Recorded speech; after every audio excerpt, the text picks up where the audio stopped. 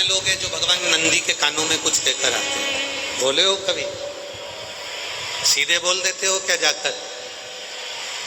नंदी के कानों में कहने का भी एक तरीका है। आप लोगों को मालूम होगा वो तरीका? नहीं मालूम?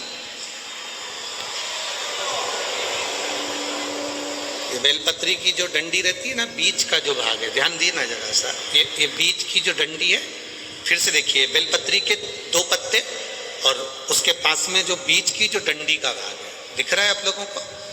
ये 2 डंडी, ये बीच की 2 पत्ती और उसके बीच में जो 2 डंडी का भाग होता है। जब हम देवादिदेव महादेव से कोई बात करें कि बाबा बहुत दुखी हूँ, बाबा बहुत तकलीफ चल रही है, बाबा मैंने एक कंपटीशन एग्जाम में परीक्षा दी है, बाबा मेरे जीवन में ये तकलीफ हो रही है, बाबा, तब इस बेलपत्री की जो ये डंडी होती है, इस उंगली से, इस अंगुष्ठ से इस डंडी को पकड़ा जाता है और बाबा के कर्ण में कहने से पहले ये हाथ को नंदी के ऊपर रखकर फिर हम बाबा के नंदी के कानों में कहते हैं और चलते समय इस बेलपत्र को अशोक सुंदरी की जगह पर चढ़ाकर वापिस सजाते हैं। देवादिदेव महादेव को पार्वती की बात मानना ही पड़ती है और वो कहना ही। ये बेलपत्र की महत्व, ये जितना फल एक बेलपत्र की पत्ती में उतना की उतना फल। हम आपसे फिर कहेंगे, कभी मौका मिल जाए जिंदगी में, कभी तुम्हारे जीवन में अगर मौका मिले और कहीं बेलपत्री का वृक्ष मिल जाए जिसकी छांव तुम्हारे ऊपर पड़ रही हो, तुम्हारे ऊपर अगर बेलपत्री की छांव पड़ रही हो, उसके नीचे बैठकर कभी मौका मिले, एक बेलपत्री का पत्ता मात्र रखकर आप शिव जी का नाम लेकर जल भी अगर समर्पित कर रहे हो ना, तो वो 12 ज्योतिर्लिंग को जल चढ़ाने के बराबर फल प्रदान कर। एक बेलपत्री का पत्ता, एक बेलपत्री का वृक्ष, एक बेलपत्री के वृक्ष की छांव हमारे जीवन को कृतार्थ कर देती है, धन्य कर देती है, कृतार्थ। ज्ञान और व्यवहार ये 2 है, ज्ञान और व्यवहार 2। कभी कभी ज्ञान पढ़ा कि पढ़ा रह जाता है और व्यवहार काम आ जाता है। कभी कभी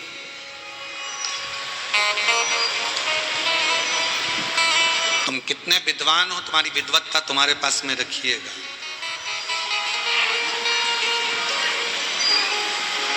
तुम कितने विद्वान हो, तुम्हारी विद्वत्ता तुम्हारे पास रखिएगा। कभी कभी एक अनपढ़ व्यक्ति भी सही कार्य कर कर चला जाता है और विद्वान पढ़े लिखे भी कई बार धरे की धरे रह जाते हैं। फिर निवेदन करूं, तुम्हारे पिताजी 10वीं पढ़े, 5वीं पढ़े, 6ठी पढ़े कि बिल्कुल नहीं पढ़े, अनपढ़ हैं। तुम्हारी माता 8वीं पढ़ी, 10वीं पढ़ी कि कॉलेज पढ़ी कि बिल्कुल अनपढ़ है। तुम्हारे माता पिता भले नहीं पढ़े पर तुम्हें तुम्हारे माँ बाप ने पढ़ा लिखा कर बाबू तो बना दिया। ये सामर्थ्य, ये उसकी सामर्थ्यता है। वो 8वीं तक पढ़ी है, वो 5वीं तक पढ़ी है, वो अनपढ़ है, वो अंगूठा टेक है, पर उसने अपने बच्चों को तो पढ़ाया है ना। अब देखा ये जाएगा, वो अंगूठा टेक माँ, वो अंगूठा टेक पिता अपने बेटे को इंजीनियर, डॉक्टर, अपने बेटे को सब कुछ बना देता है। एक दिन अच्छे ओहदे पर ले जाकर उसकी नौकरी भी लगवा देता है।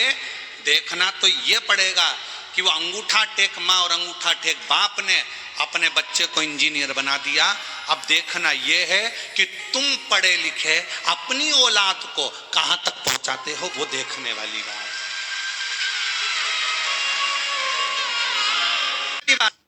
माँ घर में काम कर रही है तो भी बच्चे पर ध्यान रख रही है। माँ घर में रसोई बना रही है तो भी बच्चे का ध्यान रख रही है। और एक आज के जमाने के पढ़े लिखे लड़के, पढ़े लिखी लड़कियां जब विवाह हो जाता है तो उनको बच्चों को संभालने के लिए एक आया की जरूरत पड़ती है। बच्चों को संभालने के लिए एक आया की जरूरत है जो बच्चे को संभाले। झाड़ू लगाने के लिए झाड़ू वाली की, बर्तन वाले के लिए बर्तन मांजने वाली की, कपड़ा धोने वाले की, झाड़ू पोछा करने वाले की, रसोई बनाने वाले की, पूरे घर में सारे नौकर चाकर की जरूरत पड़ती है। पर एक अंगूठा टेक माँ झाड़ू भी लगाती है, पोछा भी लगाती है, बर्तन भी मांजती है, भोजन भी बनाती है और आए हुए मेहमानों का सम्मान भी करती है। और तुम जैसे बेटे को कभी कलेक्टर, कभी एसपी और कभी इंजीनियर, कभी डॉक्टर बना देती है। उसको नहीं आता कुछ भी,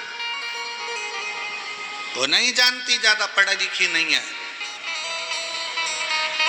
और सही बोलूं ना मेरी बहनों, ओ मेरी बिहार की जीजियों, कई मेरी जीजियां तो ऐसी आज भी बैठी हुई हैं और आज भी भारत की भूमि पर ऐसी माताएं हैं, ऐसे पिता हैं जिनको आज भी स्क्रीन टच मोबाइल चलाना नहीं आता। आज भी है। और स्क्रीन टच तो जाने दो, कीपैड पे भी कोई फोन लगा कर देगा तो बात कर लेगी, नहीं तो वो नंबर दबाना भी नहीं जानती। ये जो पीढ़ी है ना, जिसका दर्शन आज तुम कर रहे हो ना, ये पीढ़ी का दर्शन आने वाले समय में नहीं होगा। आने वाले समय में तो ऐसे बच्चे पैदा हो रहे हैं कि जब तक उनके हाथ में मोबाइल नहीं दो तब तक मुंह में एक निवाला नहीं लेते हैं।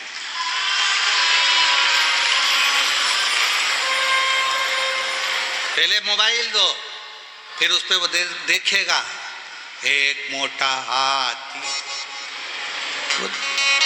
फिर वो खाएगा।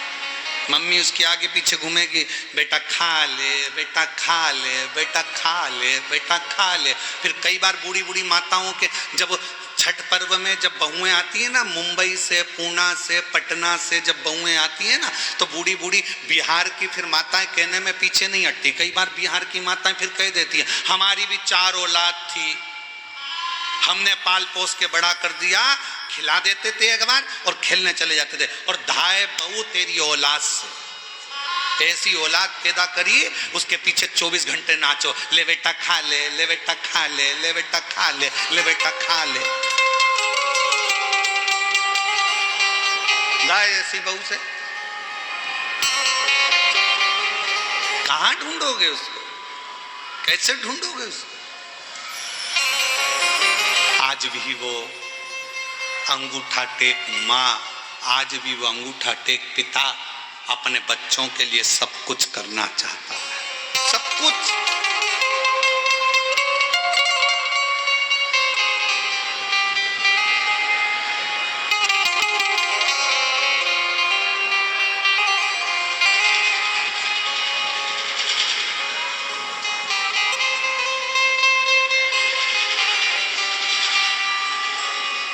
और जितने पढ़े लिखे लड़के बिहार से गए हुए, जितने बेटा बेटियां, तुम चाहे मुंबई रहो, चाहे पुणे रहो, चाहे विदेश में रहो, चाहे देश में रहो, जहां तुम्हारी मर्जी पड़े, जहां बिहार के ये बच्चे अपनी पत्नी और अपने बच्चों के साथ रह रहे हैं, मैं उनसे निवेदन करूंगा, आप भले वहां तुम्हारा बंगला बनाओ, चाहे कोठी बनाओ, पर तुम्हारे बूढ़े माँ बाप जिस गांव में रहते हैं ना, एक बार साल में 2 बार अपने माँ बाप के पास आकर पूछा करो, बाबूजी कोई चीज की जरूरत हो तो मैं बनवा देता हूं। कुछ नहीं चाहिए, कुछ नहीं। कितनी माँ बैठी है जो अपने बेटे से बोली एक बार, मेरे को साड़ी दिला, मुझे हाथ की चूड़ी दिला। जितनी मेरी जीजियां बैठी हैं, इन्होंने कभी अपने बेटों से नहीं कहा कि मुझे साड़ी दिला, मुझे चूड़ी दिला। पति से जरूर बोली पर अपने बेटों से नहीं बोली। और उल्टा बेटों को जरूरत पड़ी तो माँ ने अपनी अलमारी खोलकर निकाल कर दे दिया, पर माँ ने कभी अपने बच्चों से नहीं कहा कि मुझे कुछ दिलाओ, मुझे नहीं चाहिए। एक माँ कहती है मेरे पास में सब कुछ है, मेरा पति है मेरे पास में, मेरी दौलत है मेरे पास में और मेरा ये परिवार मेरे पास में है, तो मैं क्या करूंगी इस संपदा का? क्या करूं उसको? संपदा का क्या करना है मुझे? शिव महापुराण की कथा कहती है, ज्ञान का अभिमान ना करिए, ज्ञान का अभिमान ना करिए, कुछ काम व्यवहारिकता में करने का प्रयास करिए। तुम्हारे पापा नहीं पढ़े लिखे, अपना ज्ञान अपने पास में रखिए। तुम्हारी मम्मी नहीं पढ़ी लिखी, अपना ज्ञान अपने पास में रखिए। तुम्हारे घर के बुजुर्ग नहीं पढ़े लिखे, अपना ज्ञान अपने पास में रखिए। कभी कभी अगर माँ बाप के पास में आकर बैठो, बुजुर्गों के पास में आकर बैठो, तो ज्ञान की चर्चा नहीं, व्यवहारिकता की चर्चा होना चाहिए। मम्मी, आपके हाथ का भोजन अच्छा लगता है, पापा आप थोड़ा बैठा करो, पापा को माँ को थोड़ा हृदय लगाने का प्रयास करो,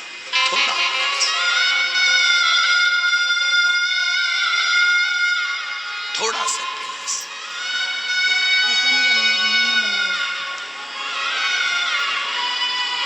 आज का जमाना बड़ा प्रोफेशनल हो गया है।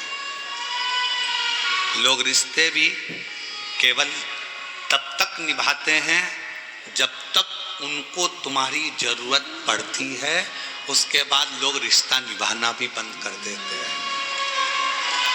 आज का जमाना प्रोफेशनल हो गया। जरूरत है तो रिश्ता है, जरूरत खत्म और रिश्ता खत्म।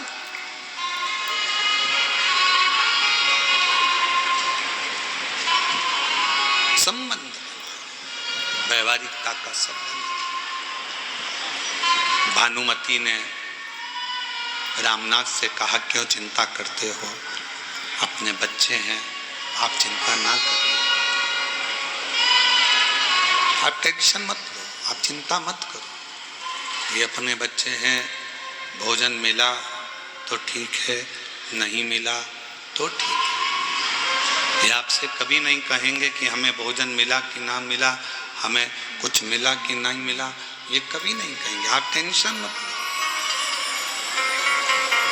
दरवाजा बजाया गया, आवाज लगाई,